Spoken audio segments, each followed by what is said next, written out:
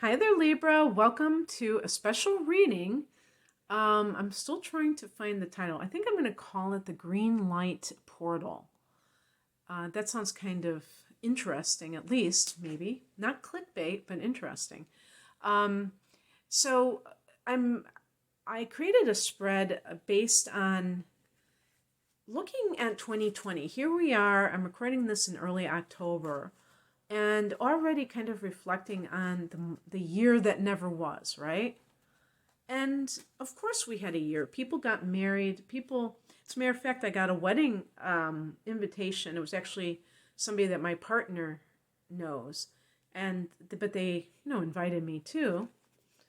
It's nice not to be chopped liver to people, even though I'm not married to this person, but we've been together for many years, so that was very nice of them to find out what my full name was. And their daughter had planned to get married, but because of the shutdown, they're getting married privately, and then they're going to have a party next year. And I always feel these kind of pangs in my heart for people who have had to deal with this, because certainly this has been true for many people. They had to put their lives on hold. Children weren't able to graduate from high school or grade school or college, or young adults, and other things that happened. And it feels like a lot of people were cheated out of certain experiences. I do keep it in the higher realms, though. And I say, well, this has to be something positive ultimately, even though in the moment it feels like not so good. So looking at what we've experienced and where we're going, because there's going to be astrologically, right now we have Mars retrograde, Mercury's going retrograde in mid-October. Both will go direct during November. Mercury in early, on the 3rd of November, and I believe Mars on the 13th of November. So basically, what this means is that we're trying to look at the green light period where when the planets are direct, the only planet that is still going to be retrograde after mid-November is Uranus.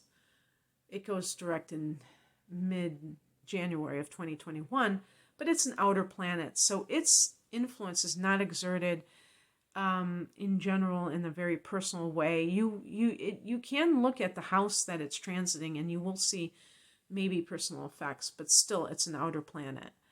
And so therefore your daily events, the things that you're doing, the things that you're launching, you can really go for it during this time. So I'm looking at like a 2.5 month period.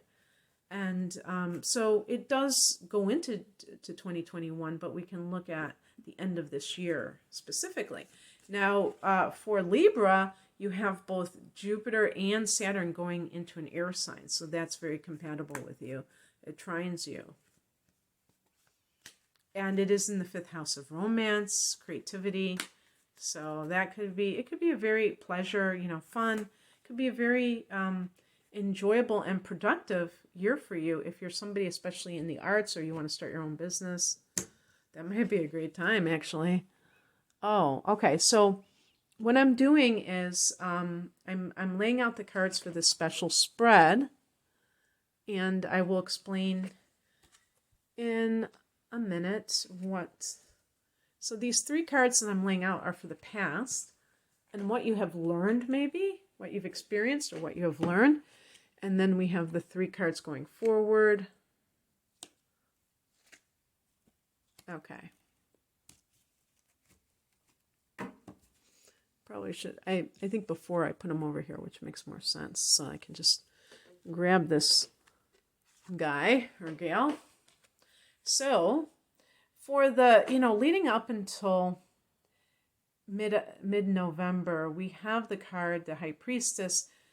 So before I continue, so I believe the period from October to mid-November is a time for you to really tie up those loose ends of the year that never was, so that you can make room to just hit the ground running. The High Priestess has meant that you have had to go within. For Libra, I mean, we all have had to, right? But for Libra especially, it's called maybe not being able to socialize as much because of the restrictions. Now, you may have done this willingly, but it's not necessarily easy for a Libra person to just go, okay, whatever, see you later, I'll talk to you in a year from now. That's not your typical, that would not be your typical reaction. You're very social. So how I see this is possibly that you have been able to understand more about the meaning of life itself. Let me see, where is, because I think there was some other transit of Libra.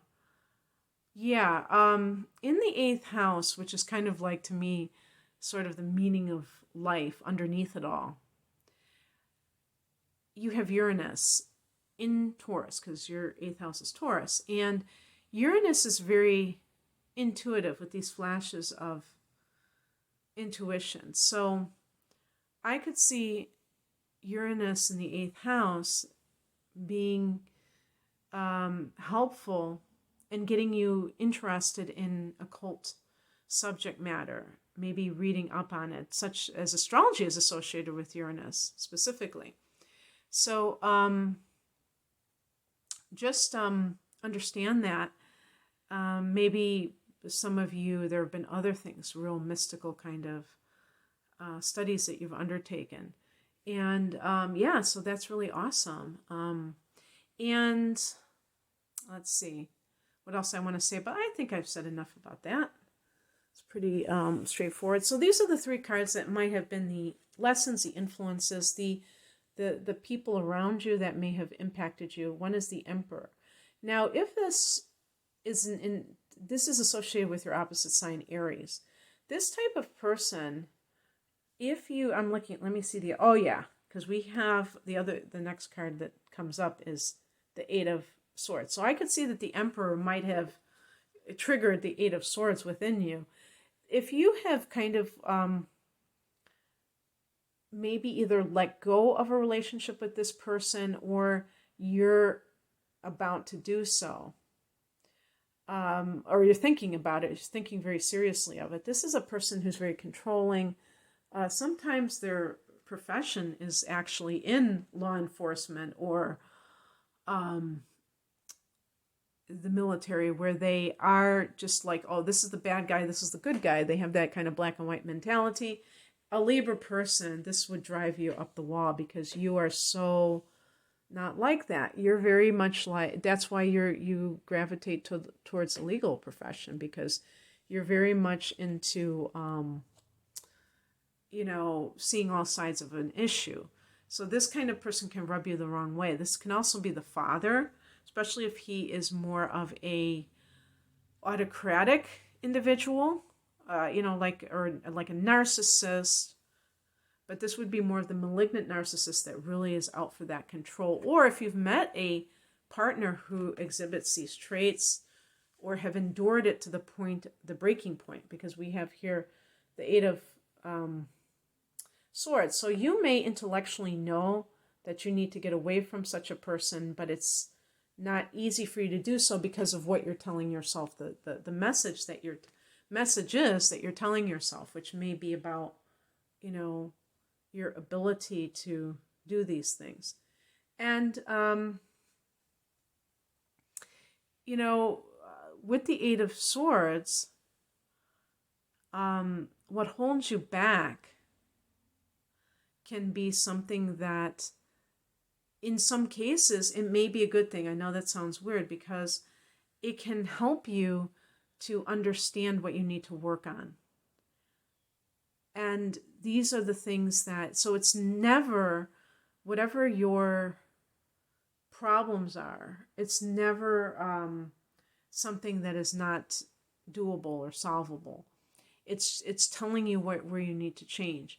The what I was thinking about the Emperor in terms of the father, if you are maybe in your 20s and you have had to move back home, maybe you were in college and they canceled classes earlier in the year, and if you've already had that type of relationship with your father that was very domineering, it's like these types of people, they use the weaknesses, the vulnerability of others to kind of pounce on that and to try to like exploit it. So it's very important that a person not allow such an individual to get that foothold. And it starts with you. So I think for air signs, affirmations can be very effective because it can help you. You know, you're verbal anyway. You're already about concepts. So it can just help you to be able to verbalize things that you need to say to counter the messages inside your head. And then we have the Wheel of Fortune, which is about, you see the guy falling off of it. So we're looking at the past.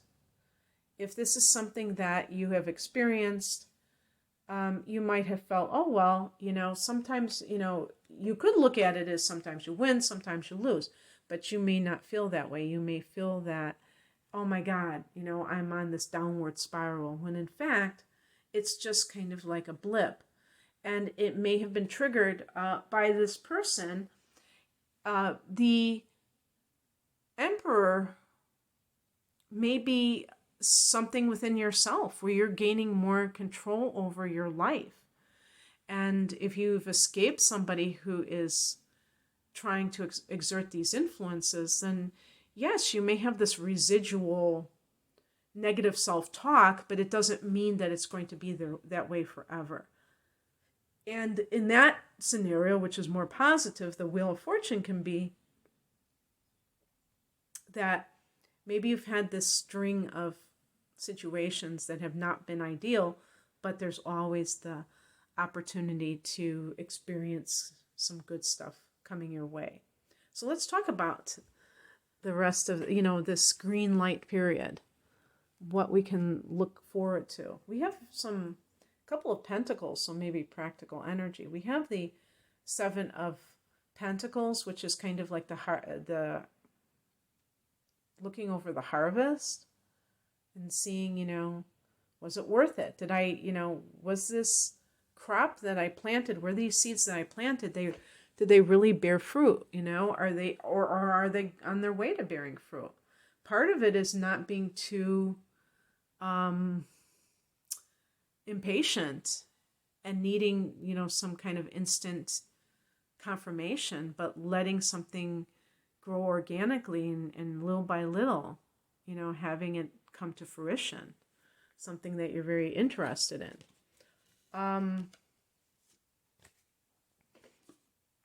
So looking at the three cards that represent the future, we have the Queen of Wands. Now, that's very interesting. So we have the Emperor. Now, what if the Emperor is a boss that really you feel is not very encouraging, is more like aggressive than encouraging? That person might be somebody who you can look to for guidance. Maybe there's somebody who has the ability, not guidance, you can look to as how not to be. Especially when I say Queen of Wands, if you have achieved some kind of supervisory position, which a lot of cardinal signs like Libra aspire to, or they attract because they just have that natural leadership ability, you can look to this other person. Maybe this is your superior and say, I don't want to be like that person. I don't believe that's the way that you get things done when you try to.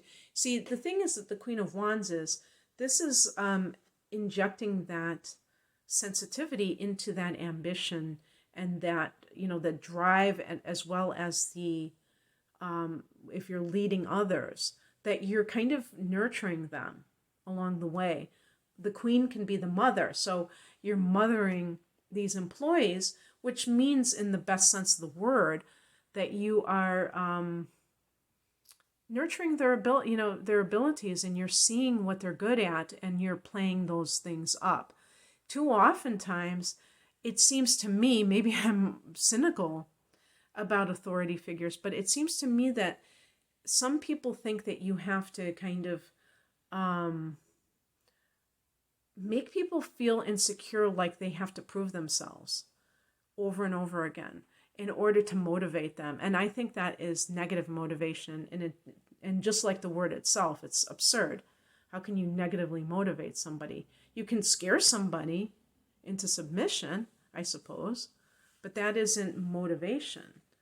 And then we have